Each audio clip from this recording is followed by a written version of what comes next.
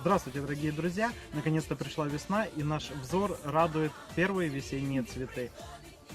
Зриваючи квітку першоцвіта, ми намагаємось принести до себе частинку красивої природи, але цього робити не можна. Таким чином, ми робимо злочин проти себе і проти природи. Дівчина, юна весна, звідки приходить? Друзі, давайте відповідально ставитися до краси природи та збережемо її для майбутніх поколінь. Ведь, как сказал Гиппократ, лечит болезни врач, но излечивает природа.